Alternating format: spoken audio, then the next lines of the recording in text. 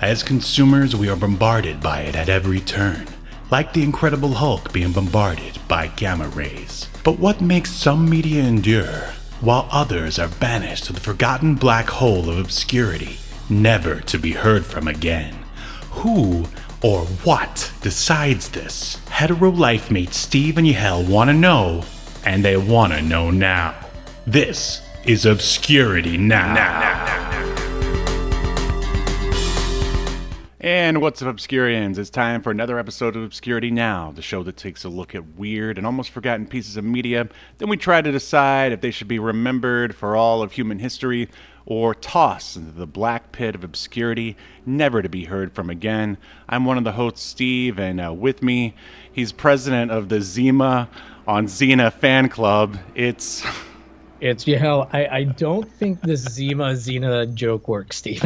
No, it does. You're wrong. You're wrong. As I told you off air, they only share one letter. But they barely sound alike. But it works, though, because they're both from the 90s, you know, and it sounds enough alike to where it could make like a very forgettable podcast, even more forgettable than ours. Like, you could probably get 2, maybe 6 episodes out of it before you realize No one's listening.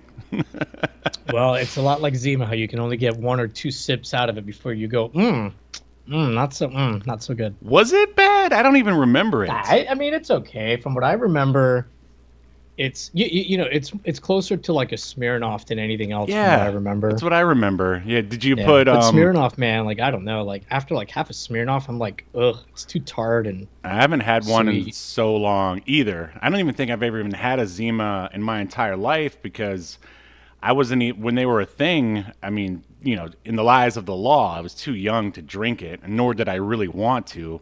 But I remember my friends in high school were like putting Jolly Ranchers in it. You ever do that? No. And during my research on Zima, I saw that they I can't wait till you start a job. Yeah, I don't like the direction your life is going. Neither do I. All right, so to clear up some confusion, we're actually here to discuss Xena, Warrior Princess. And I was trying to work in this like tie-in because, I don't know, I think I listened to it was like a sketch. I think it was a YouTube sketch for a while where it was called Don't Start a Podcast. And this guy's like fake podcast was called Wings on Wings, where he would watch episodes of Wings and eat wings. And like his friend was like, no one's going to watch that. And so I thought, Zima on Xena. I mean, come on. It's downloads in the bank. So your joke was going to be a reference to a podcast that doesn't about a YouTube video series about a niche podcast that doesn't exist. Yes, that's right. That's right. Okay, all right. I don't think Steve, I like your accusatory tone, young man. Are you? I'm looking forward to you starting your new job next week where you'll have less time to think about things. And then we'll be stuck on Sundays again, as we were before. But yes, all right. So we'll table Zima for now, because unfortunately because I know everyone was hyped for Zima on Xena. But I couldn't find any. Apparently, they brought it back. I can't believe we are still talking about Zima. I'm just clearing it up.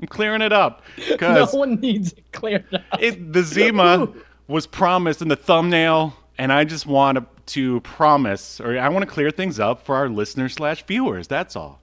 So I can't wait to see somebody tweet a link to the podcast and go, "Don't worry, guys. They clear up the Zima confusion at timestamp." Oh, I thought you were going to be like 2:30. 8 angry tweets. Hey, you phonies. Where's the Zima? No, Steve, nobody gives a fuck about the Zima. Anyways, so yeah, we're covering Xena, Warrior Princess. Season 6, episode 16.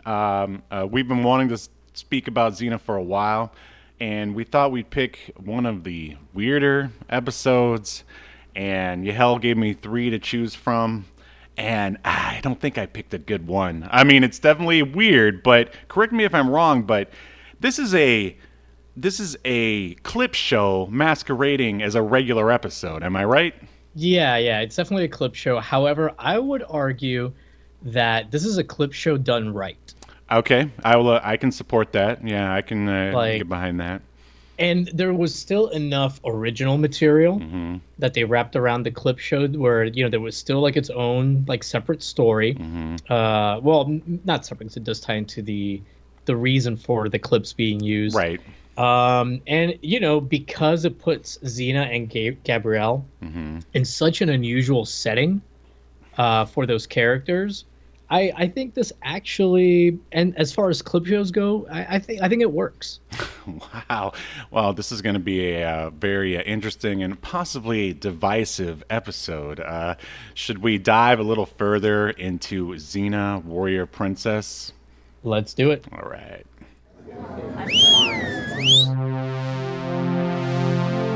Welcome to your feature presentation.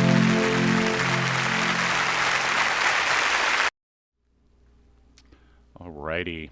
So, Xena, Warrior Princess, ran from 1995 to 2001, 134 episodes, and we are watching Xena, Warrior Princess, Season 6, Episode 16, Send in the Clones. And it premiered April 23rd, 2001.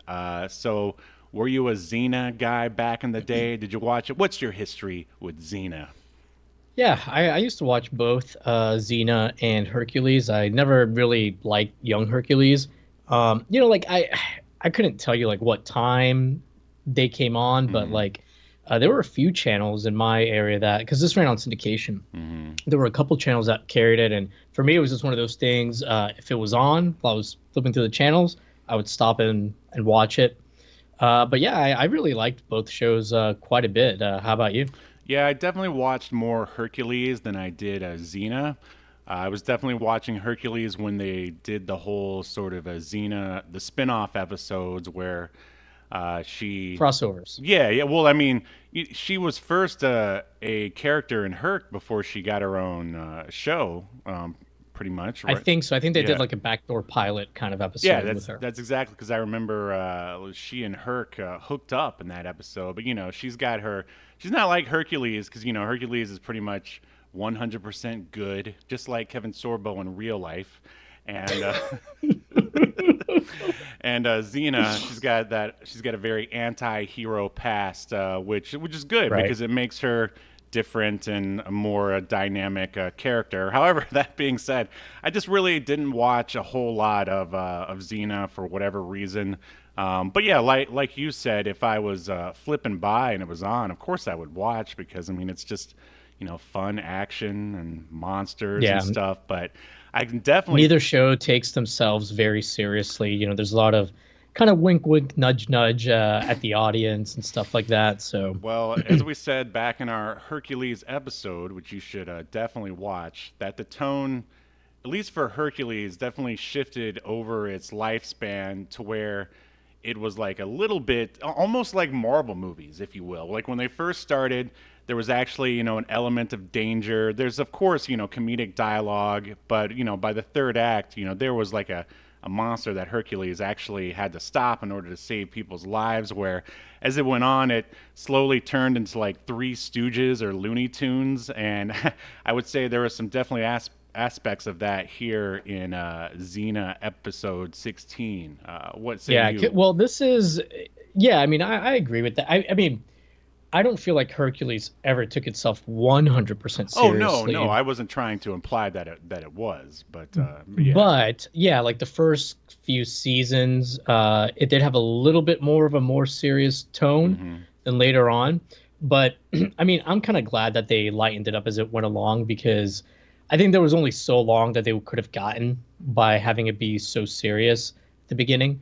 Um, what was your question, Steve? You pretty much answered it. I mean, I just asked That's how good I am, baby. what you thought about the tone shifting over the years, base of both Yeah. Herc and Xena, but And we should point out, mhm, this is from the last season of Xena. yes, So, yes, and it's a later episode too. hmm So this is like kind of peak we're not taking the show seriously, or the show isn't taking itself seriously. Right, right. I know. I think you were right on both on both I accounts. mean, I don't know. This show like does not to get ahead of ourselves, but they poke fun at themselves quite a bit at some of the Xena tropes. We'll get into it later, which I appreciate it. Right. Possibly. I don't know. I don't think I'd watched enough Xena in order to get. I mean, I got most of the references. Well, it's a good thing that they gave you a bunch of clips to Oh refresh your God, it memory made throughout me the want to show. watch. What I was most interested in is when I was looking for clips or the pictures in order to make the thumbnail and the Obscuritron here. Like when they showed her on the cover of season 6 dressed as a samurai, I was like, oh, wow, that's kind of interesting. I surely don't remember that, but none of that's in this episode. So if you're interested why Xena is dressed as a samurai, I have no idea why. If you know, let us know down in the comments. But here's the synopsis for Xena season 6 episode 16. Send in the clones. The nth reincarnation of Alti clones Xena and Gabrielle to make havoc in present world, helped by a trio of nerds with strangely known faces. Now, do you understand that last sentence there? The Uh, strangely known faces part. Are they trying to imply that the nerds, obviously the female ones, because there's three of them. There's a dude, and then there's a blonde, and then there's a brunette. Like, were those supposed to be like Xena and Gabrielle's like ancestors, but they just never really mentioned it or anything? I don't know. I think this might just be like a poorly written description because it doesn't like make sense with the episode. And then the guy, he's supposed to be a descendant from Joxer, I think, because they even have him in that stupid hat, which looks exactly like something that Ted Raimi wore in the show. Yeah, I definitely think so. And well, I'll wait till we get to it, but I've got something to say about his headgear, his Okay. headwear. Okay. All right. Well, this is directed by one Charlie Haskell. He did 15 episodes of Young Hercules, 7 episodes of Hercules' Legendary Journey, and 6 episodes of Jack of All Trades, which we already covered, so please check out that episode. And he did a bunch of episodes of like Power Rangers sequel series. So TV kept him busy for a bit there, and this is written by Rob Tappert, who's one of the creators of Xena. And basically, all the stuff that he's written on is all Xena and Herc related. Something else called Amazon High. He's usually a producer, and of course, he's part of like the Evil Dead crew from all the way back with Sam Raimi and Bruce Campbell and all that. And the other creator of Xena is one John Schulen, and he wrote this episode amongst other various Xena and Herc stuff. Trimmers, the TV series, which didn't even know existed. An episode of Wise Guy and Miami Vice, so he'd been working a little bit longer, like than the rest of the Renaissance crew. And then the last writer I'll mention is one Paul Robert Coyle, and he'd written Simon and Simon, Jake and the Fat Man, and of course other Herc and Xena. And I made sure to include this guy because he also wrote an episode of Star Trek Voyager. I'm sure that's not our only Star Trek connection, correct? Correct. All right. Well, I'll let you take it Uh, from I, I here. well, I did want to point out that Rob Tapper. Mm-hmm. I don't know if you noticed, but like you mentioned, he wrote a bunch of Xena Warrior episodes. He also wrote 2 Xena parody films, which is kind of interesting that they brought in like one of the guys that created Xena, or wrote on Xena. Anyways, he wrote Xena Triple X, an Oh, exquisite films parody, and then Triple X Xena. So Xena spelled with 3 X's. So Xena, the porn princess. I'm glad you mentioned those, but I'm pretty sure they only mentioned him in there because he's the creator of Xena, not because he actually wrote it. He's listed as the writer. Wow. If that's true, that's so bizarre. Like he already had so much money. Why is he writing his own porn parody, basically? Which he's married to freaking Lucy Lawless. Like he gets to live the real deal every night. Like why? I don't know, man. Maybe he just thought it'd be fun. Yeah. You know. I mean, think about it. He's written like, a bunch of silly. God, now Silly? I'm saying things with a Z. Yeah, everything's spelled with an X now. You're quoting the He's written Zima a bunch commercial. of silly, like, yeah. Yeah. Episodes of Xena Warrior Princess. I think I saw he was like a producer on Time Cop, and a few other things that are kind of, not the most serious thing. Cleopatra 2525. He Sure, wrote of course. 27 episodes of that. So this guy seems like a ham. Is what Oh, I'm well, I saying. think everyone from Renaissance Pictures that is basically. Yeah, Lucy Lawless is a big ham. Oh, 100%. So that's probably how he scooped her up. Anyways, are we ready to get into the cast? Yeah, let's do it. All right. So first up, we have the aforementioned Lucy Lawless. Obviously, she's Xena. She's been in a bunch of stuff: Battlestar Galactica, Ash vs. Evil Dead. A bunch of stuff. You know her. She loves marrying porn writers. Her producer. Yeah. Yeah. We've got Renee O'Connor, who plays Gabrielle. So she has continued to act. The last thing she did was something in 2021 called My Life is Murder. But yeah, nothing else that really stuck out to me. That's memorable. She's also done some producing and directing. Up next, we have Claire Stansfield, who plays Alti. She's kind of like our villain in this episode.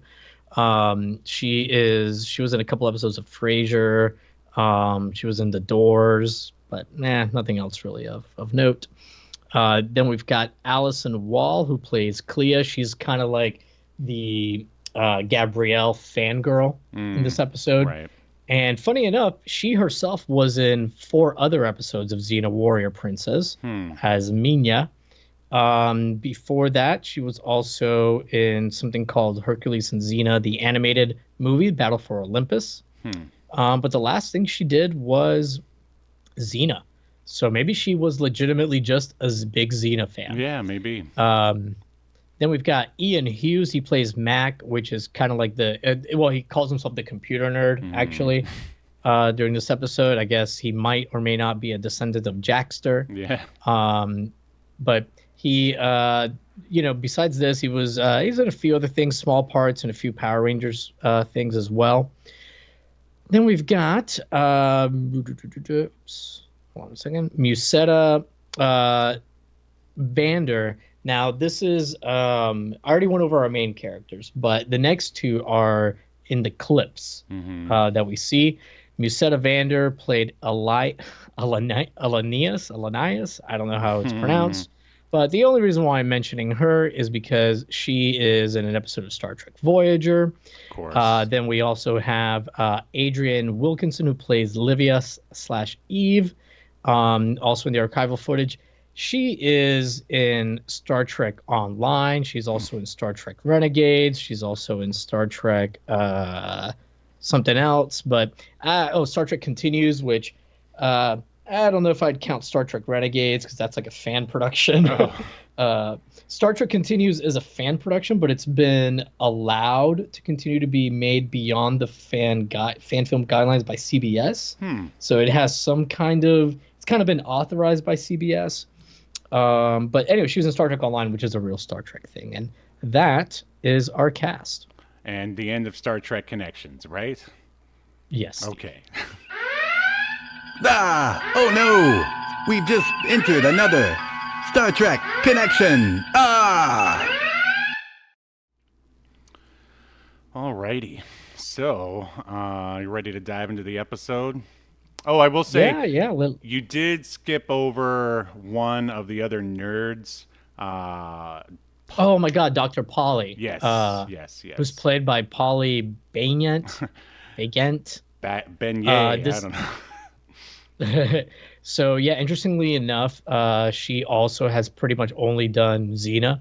She was in 4 episodes of Xena overall, and that's it. Yeah, maybe these guys were like, I don't know, they ran the Xena fan club, and like Rob Tapper was like, let's get you guys into an episode. I don't know. So all right, we open on a modern car driving over a country road at night in the middle of nowhere. It stops in front of another car, and I love it. They're like parked right in front of each other, but they still have to flash their lights at one another. Right, like who else is coming out Oh, here? were you flashing at me? No, no, the farmhouse in the background. That's who I was flashing at. It reminded me, I don't know if you've seen it, but in the episode of Arrested Development, Peer Pressure, where like they're like doing this like fake drug deal, and like the boats have to like flash the lights at each other, and Job's like telling George Michael, "Now we'll flash the lights to let the drug dealer know it's about to go down." Man, it's been so long since I watched that show. I'm gonna have to rewatch it someday. But basically, Oh, you should totally rewatch it. They re-edited season 4, so that it makes more sense now. you mean the it's not- Netflix episode? Uh-huh. Oh yeah, it definitely needed something because that. Yeah. Yeah, no, it's much better now. Okay. Season 4 is much better. Take your word for it. So one of the people standing by their cars is Alti, and she meets a man from the other car who's got a briefcase, and he opens it, and in it is Xena's circle thing, which is called the Shakma. Is that right? Or Sure. okay, all right. We did a lot Earlier of research they for called it this one. frisbee. Yeah, it might as well Frisbee, be. like yeah, no, I think you're right. It's shock something. Yeah. Why do they? It's the shocker, actually. So the lady inspects it like with their. I love it. She's got the old like that they always have in the jewelers on TV. She like puts it up in her eye. She inspects it, and then Yeah, like some kind of magnifying apparatus. yeah, that's what it is. And then offers the guy some money, and he takes it. And then as he's walking back to his car, we immediately flash to like this weird sort of ceremony in the woods with Xena and Alti, and they're dressed like, I don't know, like half like Native American or witches or something. And Xena is asking for her. Steve, do you think witches and Native Americans here we dress go. similarly? Here we go. Oh, I'm just curious. I'm like, because those are two pretty different styles. I'm saying that's what they were going for. I don't know, some sort of like Wiccan-esque like ceremony mixed with, I don't know, indigenous. You heard it here. Steve thinks Native Americans are witches. This is what drinking Zima does to your brain. Man. Hey, I said I never had any Zima. Thank you. So don't Yeah, don't that's you what you want dare us to believe. disparage the great product known as Zima. For never having it, you sure seem to love endorsing it and talking about it and pushing it. I wish they were I our digress. sponsor. So Xena then wakes up next to a skeleton, and then just with the same graphics borrowed from Mortal Kombat Annihilation, it animates very badly and starts talking with Alti's voice, and then the scene pauses, and then we're inside I don't know, the suburban home of these Xena superfans. We'll just call them the Xena nerds for now, if you will. Yeah, and the house is like, or at least like the living room, it's like every wall is like wood paneled. And there's like posters all over the place of Xena. There's a cardboard cutout of Xena too in the corner. So yeah, these guys are obsessed. Like these are the kind of people at a convention that don't bring deodorant. Yeah, and they're drinking Zimas too. He left that out. They're not drinking Zimas. All right. So they get a call from Alti, but in this, I don't know, world, which I guess is supposed to be the present day, she's called Alexis here. And one of the fans picks up, and she tells them that they need clips of Xena, and then she asks them to meet her. So these guys just happen to be sitting around having their own little Xena marathon, watching some DVDs, and they get a call for someone asking for them. What are you thinking at this point of the episode? Well, at this point, you just think like, okay, these are just like 3 random fans. But then once they get the phone call, it turns out that they're, not 3 random fans. At this point, like I don't remember watching this episode when it aired. So I really had no idea what was going on. Like I forgot that lady, Alti, I forgot who she was. Yeah, me too. By the way, this story does have a lot of plot holes that I'll get to, Like you really need to kind of turn off your brain. But I mean, you can make that argument about almost any episode of Hercules and Xena. You know, if you stop and you think about it, it falls apart. You know, Sure. most of them do. But Absolutely. Yeah. So I guess the idea is that these guys are such super fans that they collected all the episodes of Xena, the TV show, which in this world is all right. It's based off of Xena and Gabrielle, who are actual, historical characters, and but they just happen to look exactly like the real, like the actors who play them. yeah. So that's definitely one of the plot holes later on. It's like because they end up making a clone of Xena and Gabrielle from the hairs that Alti got from the at the very opening scene. And these clones look just like Lucy Lawless and what's the other Renee actress's name? Renee. O'Connor, yeah. They look just like the actresses. So yeah, you got to kind of like let that slide. Xena also doesn't recognize Alti at first, even though she has all her old memories. That you got to let that Well, slide. I think there's sort of an explanation for that. Here, let's get to it. Yeah. So Oh, but I will say, Steve, these super fans, they're super fans, but at least Mac, the computer nerd, he has like a reason for being on the project because basically he's gonna be the one that transfers the memories into Xena through a computer, the and DVD then clips, yeah. yeah, and then the one of the other fans is Dr. Polly. She is a doctor. They say later she's like a psychologist, whatever. So she's like helping to like choose what clips. And funny enough, she looks just like Xena. She's got like the same haircut as Xena, a similar armband wrapped around her arm as I Xena. thought Dr. And Polly was the blonde, wasn't she? no, Oh, no, okay. you got it backwards All right. because Allison Wall plays Clea, and she looks like the Gabrielle Oh, okay. one. And Clea, her hair is like very poorly dyed Mm-hmm. to look like Gabrielle's, and she's the one that's obsessed with Gabrielle and wants more of Gabrielle's memories used. Blah blah blah. Right. So at least they are super fans, but at least there's like a reason why they were chosen by Alti to work with her. But Mm-hmm.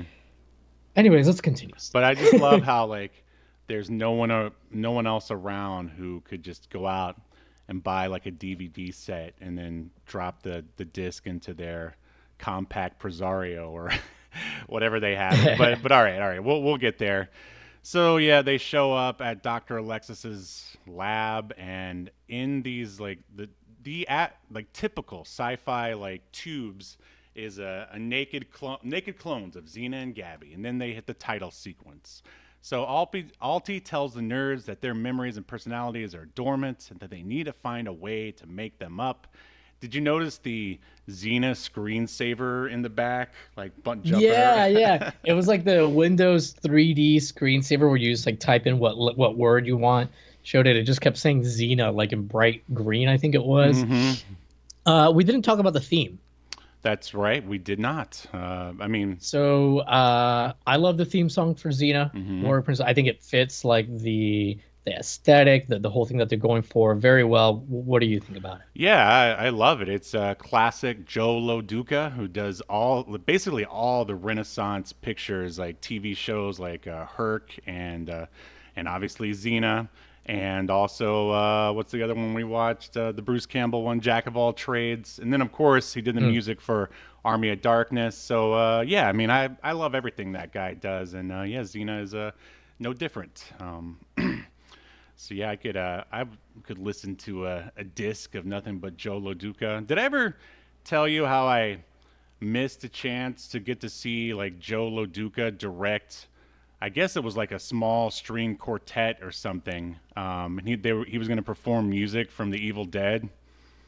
No, Yeah, like there's you this did not. sort of fancy. I guess it's only fancy because there's so few stores like this left in the world. It's called Amoeba Music, and it's like this big record store here in Hollywood. And they still have like DVDs and everything. And they actually have a stage and have people come in to perform. And I think it was like I don't know, 5 years ago during Halloween, and I guess one of the Evil Dead's movies was being re-released, or it was the 30th anniversary. But like this place is like 2 blocks from my apartment. All I had to do was walk up there and watch it. But no, I got scheduled to work at Disneyland on the same day, so this wasn't meant to be. Just wasn't meant to be. So now I understand your ire against Disney. And then I got. Finally, we've got your villain origin story. It's all right though. I drowned my sorrows in Zima, like 12 packs of Zima. So it. Got him. All right. So where were we? Okay. So basically, they have to put in. They hook up the clones of these electrodes, and then they drop a disc in their like compact Presario, and on that disc is clips from the DVD show, from the TV show, because as we've stated, the TV show exists here. It is made. This is the real Yeah. world. This is like the real world, basically. Uh-huh. And yeah, like they've basically have collected a bunch of clips from the show, and they're going to, I guess, transmit this into their brains Uh-huh. to get them to like imprint their personalities on each one, is what they wanted to do. Although later we find out that this somehow also helped generate their real memories. It's glossed over like in one sentence of dialogue, but it's like, fine. That's Right, fine. right. Well, I love. But yeah, I'm sorry. Go ahead. and we, the audience, get to watch some of these selected clips. So yeah, I would say not since the Simpsons did they go out of their way to try to come up with a creative way to have a clip show. Like Yeah. I mean, this ends up, after like a couple minutes, I was like, oh, this is a clip show. But honestly, I think the way they did it is about as well as you could do a clip show. if you have to watch a clip show. But okay. So let's see. The nerds and Alexis leave. Basically, all right. So they play the clips for the clones, basically, and not really much happens at first. So the nerds kind of give up and leave, and then we see a gloved hand. She unhooks Gabby's electrodes and then puts a new disc into the computer, and then on the monitor. It says No. Not even the monitor. Did you on the case? That the disc it was on the is in. case too. Yeah. It says Evil Xena #1, which implies that there's other volumes. But... Right. It also implies that Alexis, aka Alti, she has the abilities to make the clips herself. So why do you even need the nerds? I mean, unless she had them make both. My guess is she didn't have enough time to make the good clips and the evil clips, and that she didn't have the computer and technical know-how to create the program and software to transfer that information. She just didn't have a DVD burner back in 2001. I gotcha. It's not just a DVD burner. He had to code the transfer. And Steve, I'm sorry, maybe this episode is just too sophisticated for your Zima-fueled brain to comprehend, Steve. Maybe if you learn how to put down the bottle. You're telling me to put down the bottle? Oh boy, man, the stories I could tell. But instead, we're going to talk about Xena. All right, so. So yeah, Evil Xena appears on the monitor. It's also on the case, and it shows all the clips from the Xena series of Xena being evil, basically. Then, basically, it's the next day. The nerds return, and now they... By the way, did you remember in some of these clips, like, I forgot about some of the stuff like she did when she was like super evil. Like she broke she had like Gabrielle at one point like almost crucified. She's like on this like table, and she tells the guy break her legs, and they break Gabrielle's legs. Yeah, it was pretty messed up. I was like, fuck. That was back in its dark period, I guess. No, I think that's something that happens like midway through the series, actually, where like something happened where like Xena got turned evil. This is how I remember it. I may be wrong. Don't come after me, you Xenaites. come after Steve. We'll have Zima together. Yeah, sure. You'll dress up in Native American witch attire and have a Zima together. I already do that, but anyway. But yeah, I actually, so I don't know, maybe it's because I hadn't watched Xena in so long. I actually appreciated the clips because it really kind of, I don't know. I get the feeling you categorically dislike clip shows, right? Yes. I mean, I say most people do, don't they? I mean, weren't you always disappointed when you sat down to watch like your favorite cartoon or even sitcom, and then you find out that it's a clip show? Because I know I always was. It depends. I mean, most clip shows I've watched, I have disliked. However, I don't mind when it's something like this, where it's like at the end of the season, they like weave it into like a new story, and it's kind of done as a kind of like a celebration of the series. I really don't mind it. Well, yeah, The worst clip yeah. show. In this regard, I'll agree with you because I mean they actually put some thought into it. Whereas, like, I just Right. remember one of the Saved by the Bell clip shows. It's like Zach walking into his room and he's like, "Oh yeah, we had a lot of fun this summer. Check it out." And then he like leaves, and then Yeah, it's yeah, not. where it's just Yeah, like just. yeah, we're just like filler. Mhm. Like at least here there's a story reason for it. So yeah, I really didn't mind it at all. The worst clip show, this might surprise you. The worst clip show I've ever seen is actually a Star Trek episode. Uh, they were running low on money, which is usually why clip shows were a thing Right. back then. They're not really a thing Sure. anymore, but back in the day, most shows that did clip shows in the 80s and 90s, and even the early to mid 2000s, they did them because they were either running low on money for their budget for that season, or they wanted to save money for a later episode, which is probably the case. They probably wanted to do like a big series finale because they already knew this is the last season. Mhm. So in the first season of TNG, Steve, the first season they did a clip show. There's only been one season. So like it's like the second to last episode or something. They were like over budget, and so that they wouldn't have like so that they'd have at least a little bit of money basically for like the last episode. They do a fucking clip show. And it is just Riker is something happened. He's like in sick bay and he's having to remember these things. That's funny. That reminds me of it's either South Park or the Clerks animated series where their like second or third episode is a clip show. So they literally only show like the same couple of clips for the entire show from the previous episode. You remember? See, that could work like as a Yeah, funny thing. I think they're making. I feel like South Park did Yeah, it. yeah, they're making fun of clip shows basically at that point. Yeah, Yeah, that's fine. yeah, That's fine. yeah. But no, I agree with you. Watching this made me want to watch other episodes because I'm like, as I said, I haven't really seen a whole lot of Xena to begin with, and I definitely wasn't watching here in 2001 in season 6. But like watching her do all this horrible, evil stuff definitely intrigued me. Yeah, yeah. And I forgot how much Ted Raimi is in Xena.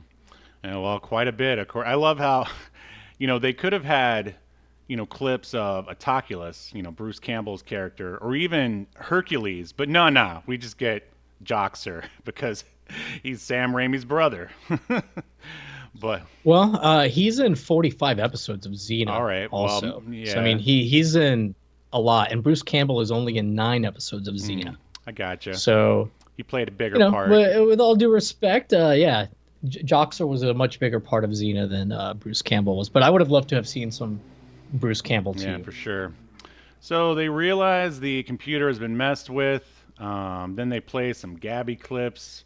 The guy nerd picks his eye through his fake glasses. Do you remember? Yes, so this was hilarious. So, okay, the computer nerd, he wears glasses, of course, Mac. His name is and Mac. those Yeah. glasses have lenses in the entire episode, except for this one scene where when he goes to like get something out of his eye, he doesn't have lenses in it. He puts his finger through the glasses where the lens would be. And then they left And it. they even add like a wiping a glass surface sound effects like it's so dumb. Why would they leave that in there? Or wasn't that the question here is? Did they plan that, or was it an accident? Yeah. Yeah. It's 100% on purpose. Yeah. 100% on purpose. Which I just thought it was so fucking funny because I'm sure somebody was like on set was just like, it'd be really funny, it'd be real stupid if we just pop out the lens and like you stick your finger straight through, and then next scene the lenses are back and we act like. Yeah, see, I mean, I think that's one scenario. I think the other one is maybe he wore the wrong prop glasses, and like during the scene, he went to like scratch his eye, and then the director was like, "Ha, look at that! You like wore the wrong glasses or something, and you're like picking at your eye." I don't think so because there's no reason for him to like in the story for him to not have lenses at any point. Yeah, I mean, I'm just saying either way, it's an accident. I mean, unless they actually planned it. It's- I'll try to see if I can Google and find out, but I suspect that it's on purpose because of the added stupid sound effect. And like there's a few other like scenes in the clips that they show where there's like really like weird like over the top sound effects, like Looney Tunes sound effects. Like there's in one of the clips like somebody gets knocked out and like there's little tweeting bird oh no, that sounds. happens at the end of the episode to one of the nerds. She tries to fight Alti at the end. Oh, that's right, Yeah, yeah. right. See The that the I mean Xena that nerd. stuff I'll say with Herc and or Xena when they get just a little too wacky, like with Tweety birds and a little too cartoony. I'm like, I could probably do without some of that stuff. But I guess it's all a matter of taste. But they watch some more clips, Gabby clips, after the nerd picked through his glasses. Then they watch a clip with Callisto, and they're like, "Oh, why are you watching a clip with Callisto?" And they think that I guess it'll antagonize her to wake up, which Xena then does, and she throws the Shakma, but I guess it's a fake one because it breaks in half. Um, Yeah, it's like a costume. yeah, yeah. Then, what's up? Oh no, I was just gonna say because they did establish that they had ordered Xena costumes from a catalog, Right, and that they right. were arriving. So yeah, these are like props and stuff that they have. They don't have real weapons at this point. Then, in order to glean information about what's going on, Xena grabs Mac, the male nerd, and I basically puts him in the Vulcan nerve pinch, more or less, right? Just with two hands. Kind of. I mean, she basically pinches like sides of his neck. Yeah, yeah. I mean, it's they're clearly referencing the Vulcan nerve pinch, I'd say. But then she, Yeah, I would say have a Zima, buddy. All right. Then that. basically she's like, "Oh, you have 15 seconds to tell me what's going on before you die." And so they basically explain the plot of the episode to Xena, that they brought her back as a clone, blah blah blah. And the nerds, they're under the impression that they brought Xena and Gabrielle back because the world's going to shit. Even in 2001, the world's going to shit, you hell. And so they then show her news clips of all the horrible things that's currently going on in 2001, I guess, and that the world needs heroes. Then Xena says she's hungry, and they offer her donuts. And this is just when I kind of with the nerds here, I'm just like, they're like smart and stupid at the same time. Do you know what I mean? Like, Yeah. why are you trying to give Xena donuts? Like, I guess because they think it's funny. I don't know. Well, didn't they say like that's all that they have? Yeah, That's the probably. only food they had. They're like, oh well, we don't. No, they say something like that, like, oh well, we don't have like a lot to eat here. We just have donuts. And like Xena or Gabrielle asks what that is, and they go, oh, it's fat and sugar. And then I did think it was pretty funny because then they like give Xena a donut, and Xena like doesn't even know how to eat it. So while one of the nerds is holding the donut, Xena just licks Yeah. it. That was just an excuse to put Xena in a submissive position. But yeah, I don't know that. Oh man, we should talk about how much Mac talks about how obviously horny he is for Xena. He's like trying to touch Xena, like when they're still naked in the booths. Right. Um, He let. once they get him in the costumes, did you notice that he was the one that had put them in the Yes, I costumes? did. I mean, I'm sure these were all conscious decisions by the people He, behind the camera. Uh, yeah, there's a scene where like they're talking about how like oh Xena might wake up as evil Xena, and he was like dusting her boobs or something, and Alti's like, so you might want to stop touching her right, boobs. right, exactly. Yep. So I don't know. In the writers' minds, I guess this is how they view the male audience, is just a I mean, they're not wrong though. Like, well, they lean into several tropes throughout this. They lean into the whole are Xena and Gabrielle right. lesbians in love with each Hmm. other. They make a bunch of references to that. Like at one point, they say something like, "Oh, what did the writers mean by yada yada by Their their by special our, oh no no relationship. Xena says." Yeah, because Xena and Gabrielle start watching Xena, the warrior princess, with the nerds Mhm. while eating pizza. And Xena's like, what are they trying to like? They're like, I don't remember like this to you. And she's like, no, I don't remember like this either, Gabrielle. And then they're like, yeah, and what are the writers trying to say about our relationship? And like Xena or Gabrielle, I can't remember which one says, who knows? Yeah, this is them making fun of themselves, the writers, which I mean, yeah, is pretty funny, I guess. You know, a little self-examination of the series as a whole, I guess. And then yeah, Did you? And then at one point, Clea, the Gabrielle super fan, she's like trying to get Gabrielle to like, I guess I can't remember what the context was, but something about her and Xena like kind of reforming their bond because they're a little at odds because Xena's kind of evilish. Like she says, Clea says that she's gonna try and show Gabrielle clips from old Ellen oh episodes. yeah, yeah, yeah, that was funny. Um, so let's see. It's funny though, as they're watching the clips. I mean, it's clearly evil Xena. I would say, like she's like eating pizza. Well, it's like a mix because she's not like straight up Right, evil. right, right. she's she's just kind of like has like a bad Yeah, attitude, I would say. the kind of kid who should be sitting in the back of class because he got Yeah. caught drinking a Zima. Yeah, Yeah, because like when Gabrielle suggests like doing some good in the world, it's not like she's like, oh fuck doing good, but she is kind of like, do we need to do that right, again? right, Kind of a thing. exactly. But yeah, I remember Xena's eating the pizza, and they show one of the scenes where she and Gabrielle sort of kiss, and she's just like eats the pieces, like, all right, like it's Yeah, that's pretty funny. it was funny. Uh, And Xena at one point says that, oh, the actor that's playing Xena is pretty yeah, sexy. yeah, yeah, yeah. So that's a funny way for the actress to get to promote herself or salute herself. I don't Dude, know. Xena is so Lucy Lawless is so Oh hammy yeah. this whole episode. Hmm. Like anytime like she's got like an evil one liner or a quip or whatever, like she's like 1960s Batman villain over the top Yeah. about it. I It's like great. when they're showing the evil Xena episodes when she was still hooked up to the electrodes, and she does that evil sneer. Yeah, yeah, she's like unconscious but like sneering with like a I smile. love that. I mean, that's just yeah. That is that's why these shows are great, just because of how cheesy and pulpy they are. Yeah.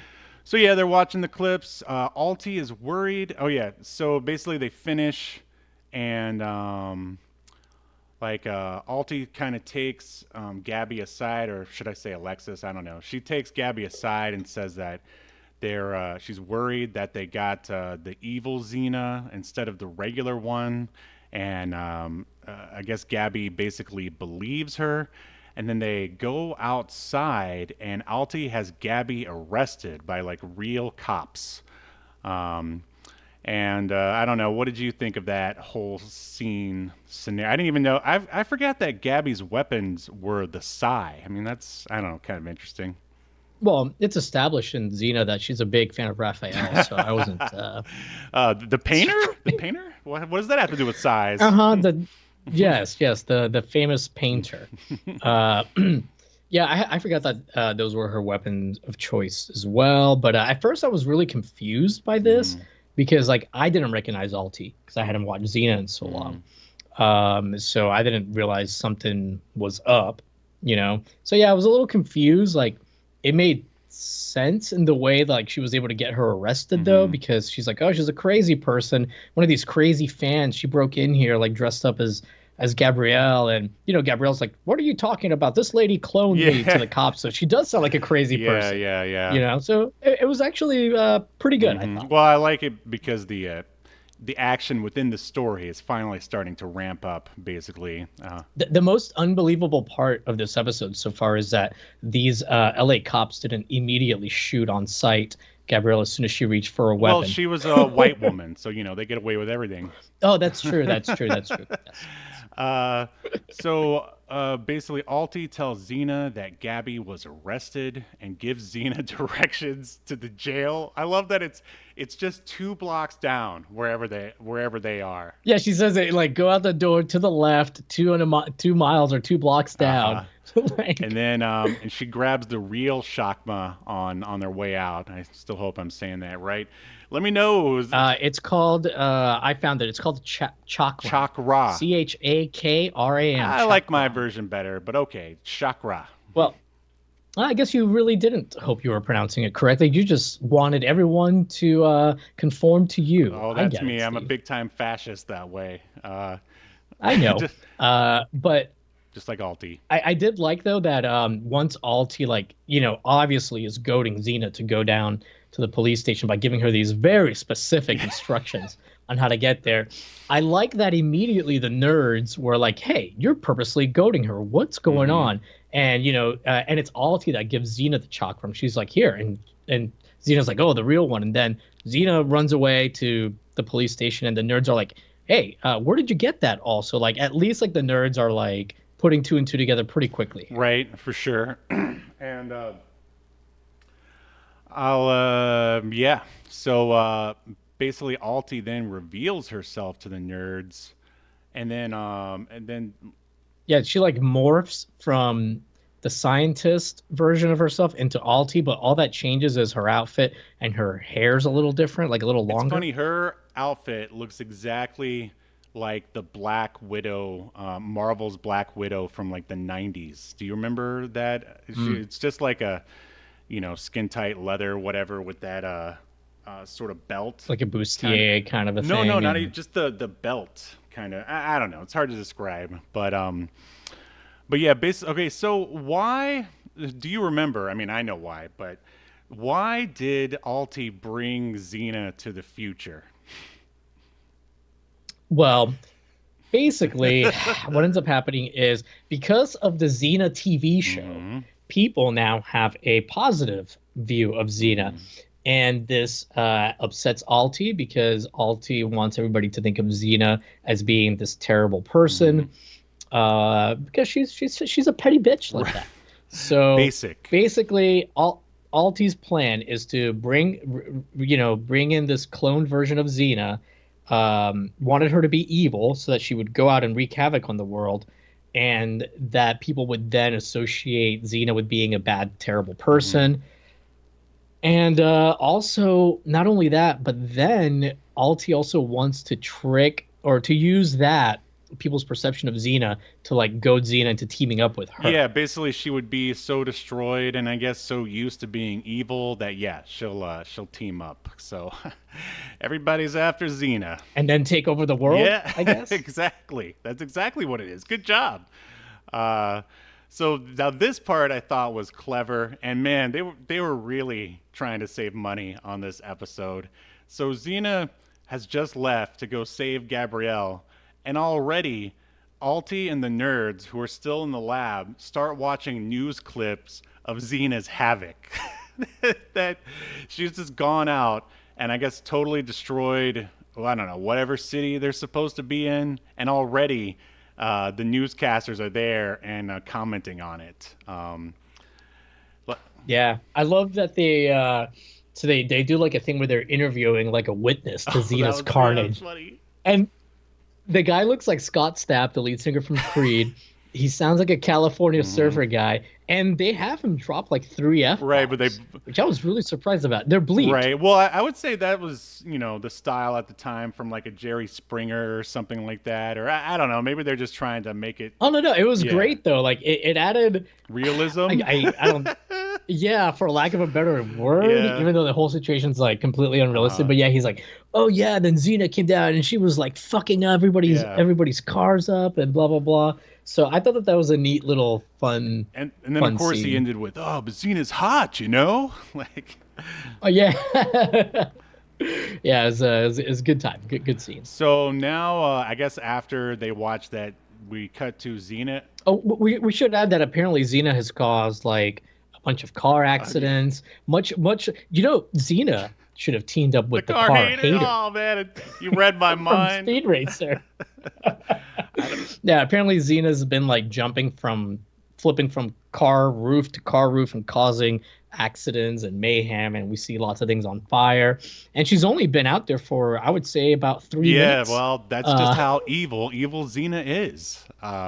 I guess so. So Xena and Gabby are then hanging out in a junkyard, and like Xena is, I guess, working on sharpening up her sword, and She's making swords because she says that like, oh, these things that they gave us, they're just toys. mhm, So she's like actually like has like the goggles on and she's like using some kind of metal tool to smithing, like yeah, forge.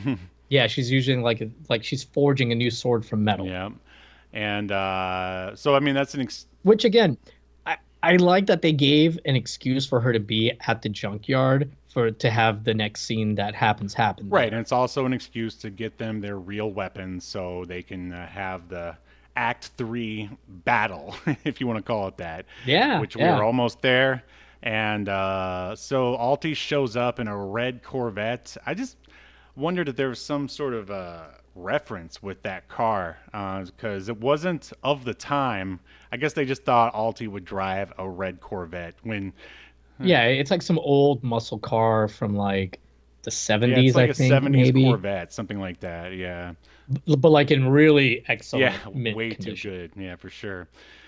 So yeah, she shows up and encourages Xena to remember more clips, basically. And this time it's her son's death, which I mean I don't know about you, but I don't remember anything about Xena having dead kids. Do you? I vaguely recall that scene where like they show her like with her dead kid or whatever, because basically she's trying to get her to turn on Mm-hmm. Gabrielle here, and she's saying, "Remember all the evil thing, all the how she betrayed you and blah blah blah, and how much you enjoyed getting revenge on her." And I did not remember this next clip, and holy shit! So evil Xena, I guess breaking Gabby's legs. This must be before she broke her legs, or I don't know. I kind of want to go back and look up this Yeah, evil right. Xena arc. She used her whip as Gabrielle's running away in this clip. Uses like her whip, ties it around her legs, makes Gabrielle fall, and then Xena ties Gabrielle to a horse Mm-hmm. and drags Gabrielle's body while alive for like miles. And you could tell in some of these clips that it's a real stunt Yeah. person. There's a couple times you can tell it's a dummy. I Yes. kind of wish it would have been a dummy the whole Yeah. time. 'Cause I was like, ooh, this is fucking rough. Uh, So yeah, like dragged her to like a cliff and up the mountain, then like threw Gabby off the yeah, mountain. it was pretty crazy. You know what this is giving me flashbacks to? Did you watch Late Night with Conan O'Brien when he used to do the out of context Walker Texas Ranger clips? This is Yeah, the exact yeah. same thing, only with a different show. And the out of Well, context, except Xena really is being evil here. right, right. But I'm just saying, out of context, like these clips are just so interesting, basically. Yeah, they're extra Yeah, insane, absolutely. and you're just like, what? Like you were saying earlier, how this made you want to watch, these episodes. Me too, because it was like, I need to know like how we ended up at, Yeah, right. Gabrielle getting dragged for a I couple have to know miles. why Xena was Uh, dressed as a samurai. Like, is she even allowed to do that in 2023? I don't even know. Uh, well, she wasn't doing it in yeah. 2023, Steve. This is the 2 to 3 thousand I years ago. apologize for trying to make a joke. I'm sorry. Never again. So Alti is basically trying to run Xena down in the car. Then Xena throws the Shakma at a crane. Oh, I guess I'm getting ahead of myself. So basically, they have a battle, Xena and Alti. Alti's trying to run her down in her, perfectly preserved Corvette. Yeah, Um, like Gabrielle reminds Xena of the good times that they also had, and that's what makes Xena go, oh, I'm gonna fight Alti. right? Yeah, yeah. And it also shows us some more Yeah, clips. exactly. Something happens and Alti ends up leaving the Corvette, and Xena hits like a power line over, which super or like it electrifies the Corvette. And I think there's a little bit more of an exchange with weapons and stuff. But I know there's a scene where Xena throws the Shakma and a car that's being suspended by a Oh crane yeah, yeah. crushes Alti. But she's Or so it yes, appears. yes, or so it appears. And then yeah, there's the scene where one of the nerds, one of the female nerds, tries to fight Alti, and she just basically backhands her, knocks her down, and then we get the Tweety Bird sounds, which just makes me roll my eyes. Yeah, so actually that nerd, it's the one that looks like Xena, Dr. Polly. I read that Dr. Polly, the actress, was Xena's stand-in during filming of Xena Warrior Princess, and that's why she was in a few other episodes doing some other parts. But this was her first time like having a speaking role, and it shows that she's not really an actress. Mm-hmm. Uh, Mm-hmm. she's not very good. Honestly, neither is the one that plays Right. Clea. Right. But I will say I do appreciate that they kind of rewarded them for just having worked on the No, show for that's so long. amazing So, because I've done stand-in work and I didn't get a reward with any lines or anything like that. but did you do it for five No, no, seasons? I did not. I wish I would Well, kill for well that then. kind of steady work. I mean, I would. Well, I'm surprised that your bar to commit murder is so low, but I mean, okay. I'd give up all the Zima in the world for that. I don't think you would. I don't believe that for a second, Steve. So yeah, then the car gets electrified. Gabby ends up, she lunges at Xena. Gabby does the old grab her, sort of like by the monkey flip, if you will, or roll flip, whatever you want to call it. Hmm. Kicks Alti into the electrified Corvette, and then they basically blow them. The car explodes, and then that's basically the. Well, the car doesn't explode. So the car is electrocuted, which then so Alti gets electrocuted, and then like her body ends up catching on fire Mhm. and like disintegrates. But her catching on fire, like it, like I guess the car was leaking gasoline or whatever. Yes. Uh, or there was a trail of gasoline already. It's hard to tell, but anyway, some of the fire from Alti's body hits this trail of gasoline, and we see fire slowly moving towards the barrel of drums that Gabrielle and the three nerds are And they hiding just behind. stand And there. what's in those drums? I guess gas is in these Right. drums, and yeah, they just stand there like oh. And Xena, thankfully at this point, knows about gasoline, and Right. well, I mean, gunpowder has been around for her, so I'm sure she like thought something like that was going on. Sure. So Xena's like goes over there and it's like move, and they still like kind of stand around. And she's like now, so like now, Gabrielle and Xena are like helping the nerds, these unathletic motherfuckers, get over the barrels, even though they could have just ran in literally any other direction and Yes. gotten away But from this is this. all a setup because I don't know about you, but I was definitely asking my question like, what are they going to do to the clones at the end of this episode? And we Right. find out because there's an explosion. And Gabby and Xena, like, well, just to set it up, they've gotten the nerds out of mhm, danger, but now it's too late. The fire is about to make them explode. They hug, mhm. and like all those barrels around Xena and Gabrielle explode with them in the middle of the Or fire. so it would appear.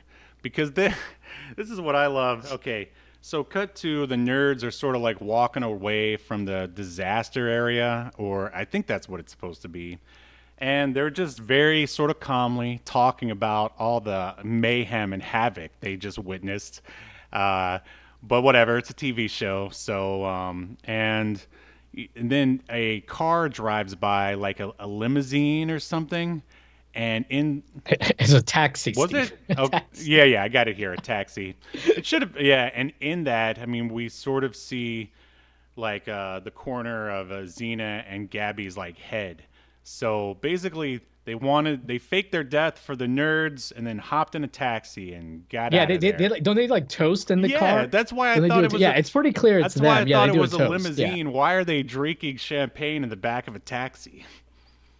Steve. I mean, there's a lot. There's a lot of other It questions should have that been take Zima, precedence damn it! before that. Steve. Maybe they like Zima so much they put it in champagne glasses. That's how they do it in New Zealand, I hear. Yeah, Uh, yeah. so By the way, I do hate that when the nerds are talking, um, and they're talking about like Xena conventions or something like that, and they say something like no they start talking about cloning and is there anybody that would believe us at the conventions and is there any do you think we could clone somebody else and Mac says oh that I've got a nail clipping from Dr. Spock. Dr. Spock? No, Spock was not a doctor. It's Mr. oh, Spock. maybe they were talking. Wasn't there a Doctor Spock who like died? He was like a real doctor in real life. Wasn't that a thing? Yeah, there was like in the 60s, but like they say, but then he says that he used to be a Trekkie. Oh yeah, you're right. But maybe they're trying to say that he was not a very good Trekkie, which is why he called him Doctor Spock. No, this episode at that moment, I was like, oh, I might have to obliterate this. You hear that, Xena? You hear that, Rob Tappert and Sam Raimi and all you Renaissance picture motherfuckers? How dare you shit on the great name of Mr. Spock? Yahel's coming for you. He's coming for you. So I think that's the episode, right? Should we? Yeah, let's run through it. Remembered or obliterated? That is the question. All right. Clone Velasquez. What are you, like number 3? Clone number 4? Number 59? The nth. The nth clone. All right. Do you think that Season 6, Episode 16, Send in the Clones of Xena, Warrior Princess, should be remembered for all of human history or tossed in the black void of obscurity, never to be heard from again? I mean, I really liked this episode. I thought it was fun. I like that it poked fun at the Xena tropes, like I mentioned earlier, and it went by really quick. And much like you, it actually made me want to watch other episodes of Xena. And you know, if there's anything a good clip show should do, I guess it's that. So for me, it's a remember.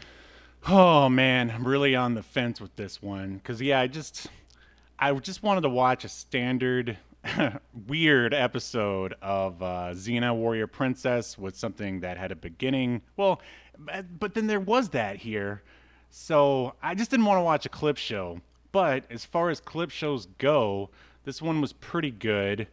I didn't really care for the nerds, but I guess they could have been worse.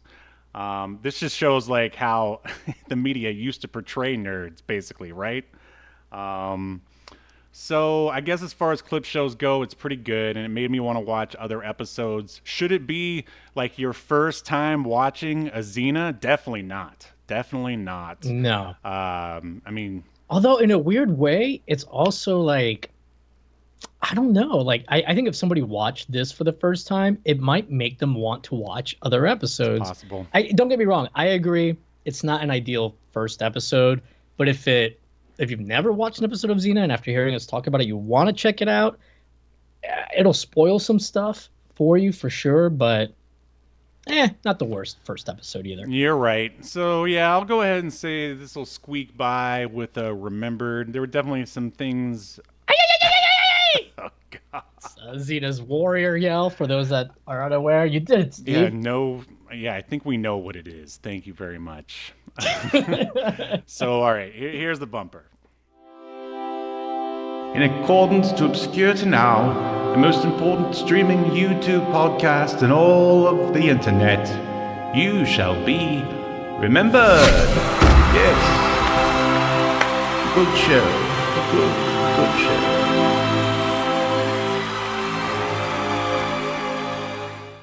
I mean, we were never gonna, throw Xena to the pit of obscurity. I mean, people still talk about her to this day, but the episode itself, I would say, was definitely walking the line for me for a while there.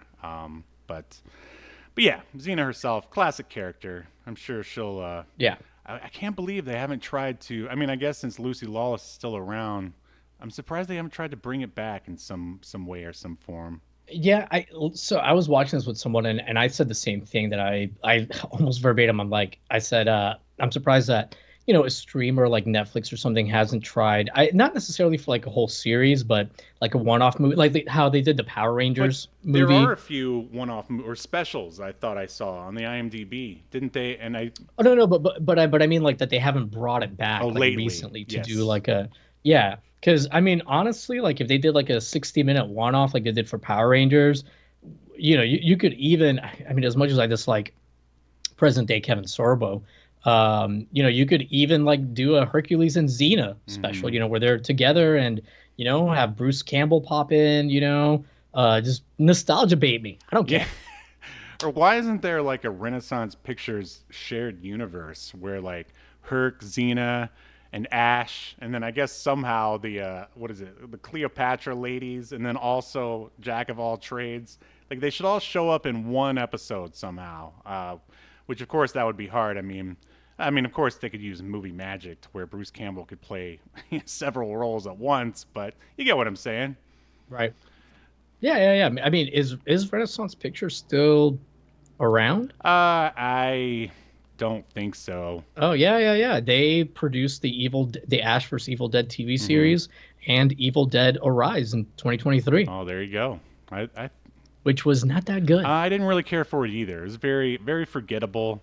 The only thing that I thought that was, man, I didn't know you watched that. We could have, I mean, I guess we could review it right now, but yeah, I guess we just did. It was forgettable. I would have enjoyed it better if it didn't have Evil Dead in the name. Yeah, right. The only thing is that I kind of barely connected to it. I mean, it was a cash grab. Unnecessary. Yeah. The only thing that I was like, whoa, this is different, is when all the Deadites form into that big one at the end. Spoiler alert. But even that wasn't enough to make me be like, oh, Evil Dead Rise, you gotta go see it, man. But Renaissance Pictures is back, baby. Pop open a Zima. Yeah. I didn't get a text from you saying, "Oh, pop open a Zima. RPC is back and harder than ever." Oh wait, but Renaissance Pictures Company. All right, yeah. Thanks for clearing that up. Well, I think that's our show. I mean, I don't know. Anything you want to talk about before we sign off here? You've been working on some videos or anything there? Yeah. I've been working on scripts. So hopefully I'll have something out soon. Goal is to have something out before October 15th because I'll be at PRGE, Portland Retro Gaming Expo. I will not be doing a table or a panel this year, but I'll be around. If you need to find me, check out the bar. Probably be there. Because I'm mostly going there to hang out with my fellow... Yeah, for the Zima. I'm mostly going there to see my fellow YouTuber friends that I only get to see at conventions. And we're all probably going to get drunk, and then we'll fire up some video games from one of our hotel rooms, and we might live stream it this year depending on how the internet is. So we'll see. All right. Sounds like a good time. Good time indeed. All right. Other than that, please, if you made it this far, please like and subscribe. Go watch some Xena episodes if you are so desired. And we'll be back next Sunday as we continue to unearth more obscure media only on Obscurity Now. See you next time. You've been enjoying Obscurity Now, a podcast that's recorded live to tape and streamed to Twitch and YouTube. Subscribe so you never miss an episode or hilarious quip. Take us with you by following the download links provided in the show notes to wherever you get podcasts. And take notice of our various social media links. If that's what you're into, I'm not here to judge. And make sure you join us live next week at 6 p.m. Eastern, 3 p.m. Pacific as we continue to discuss more obscure media only on Obscurity Now.